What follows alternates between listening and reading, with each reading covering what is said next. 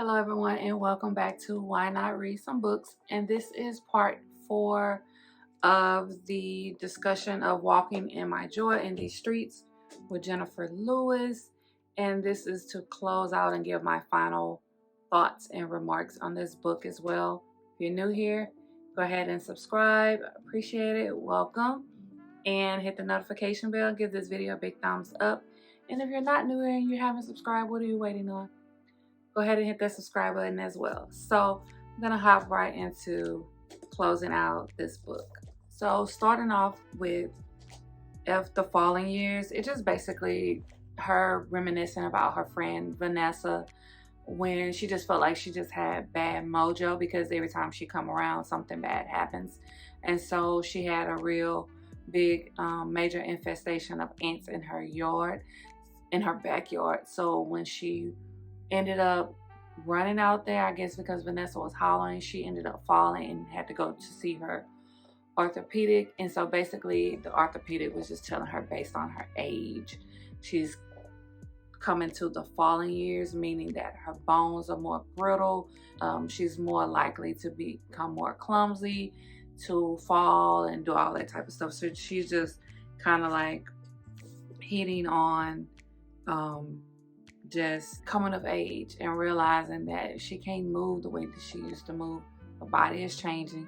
And this came upon the wake of her going on her book tour for the Mother of Black Hollywood. And once she looked at that book tour and how it was going to drain her, she realized that she needed to slow down, that she could not exert herself in that manner. So it's just basically just her reflecting on, realizing she needs to like dial it back and not, be so busy. Give her body a rest.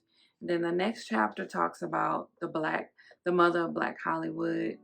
And this is just more of another reflection. I like the fact that she goes back in time reflecting on her earlier days in her career, and then she'll bring you back to current time. So it's kind of like a back and forward. She takes you back so you can get a kind of like backstory of how she progressed and got to the certain particular points in her life in present day. So also the Mother of Black Hood chapter just kind of talks about her book tour, the different cities, the different reactions, the different people that she met.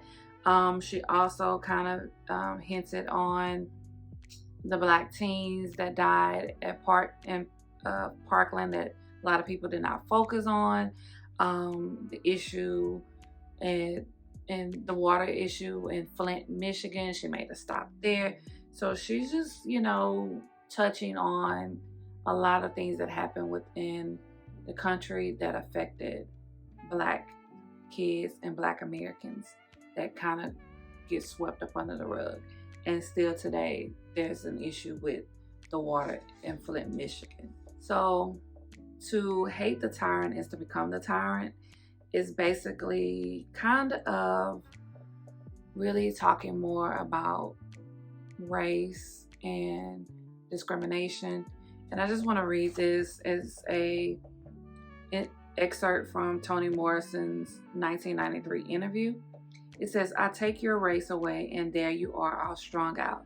And all you got is your little self. And what is that? What are you without racism? Are you any good? Are you still strong? Are you still smart? Do you still like yourself? If you can only be tall because someone is on their knees, then you have a serious problem." And my feelings is that white people have a very, very serious problem and they should start thinking about what they can do about it. Take me out of it. So she also discusses a relationship with a certain particular guy that was very educated, sexy and everything, but they were not compatible. They did not have that type of chemistry that she was looking for in a person. And when she tried to break up with him, how he would not let her leave the apartment. He kind of like stood in front of the door, so she was screaming and everything. So she kind of reflects on that as well. Like I say, she just goes back and forward, and I like that about this book. So this in this chapter, it talks about January 6, 2021, and how she watched what took place at the Capitol, and the people stormed the Capitol, and how, you know, how she felt about it. And it took her to a different level of rage, where she ended up seeing a guy with Make America Great Again hat on, and she kind of like went off on him, and he was cursing her out, she was cursing him out, and she scared a young lady, and she was trying to apologize to her, and she realized how she let someone else's ignorance take her to a level of ignorance, which people on the outside, it made her, you know, look like a tyrant as well. And she realized that that's not a place that she wants to be in life, and she shouldn't allow someone else's ignorance to have power over her to where she cannot hold her temper or have enough discipline. So she also reflects on the Kendrick Johnson case.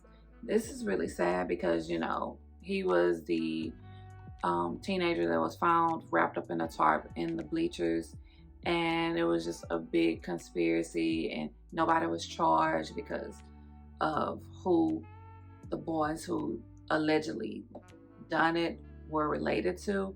And then the family ended up having to pay the legal fees for the people that they were suing. It's just a whole messed up situation. I'll let you read this chapter so you can get a clear understanding, but I'm pretty sure that you've already heard about that particular story. She also has a poem or a spoken word about Kendrick Johnson in here as well. And then you have the next chapter, which is Mud Pies and the Maasai. So again, she takes solo trips, and basically it's like her way of getting away from reality.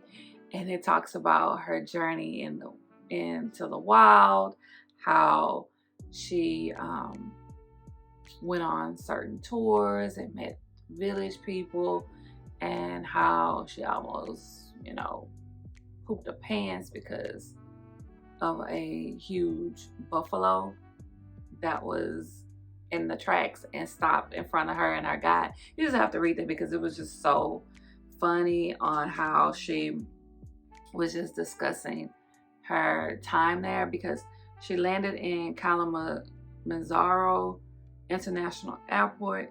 So she was in the Serengeti, and I think all of the different things that were occurring there made her realize that she was running from something and that she needed to just go home. She just felt like, okay, I'm put in these situations, I'm very uncomfortable. While I am enjoying myself, enjoying a different culture, whatever, certain things are just happening. And like, okay, Jenny, what are you really running from? You need to go home. And then that is the last chapter of this book. She has a last spoken word, and then she have an epilogue, which kind of go into, you know, explaining her insecurities and vulnerabilities and writing this book, what took so long and writing the book, her scrapping the book, and she gave a lot of credits in here. So I highly recommend any and everyone read this book if you want to laugh, if you want to get emotional, if you just want to just get a little bit of sarcasm in your life. Get this book. Highly recommend it. If you read it, please let me know down below in the comments. I would like to know what your thoughts are. If you plan on reading it, do so, and then come back and let's chat. If you enjoyed this video, please give it a big thumbs up. Don't forget to subscribe, hit the notification bell, and as always, until next time.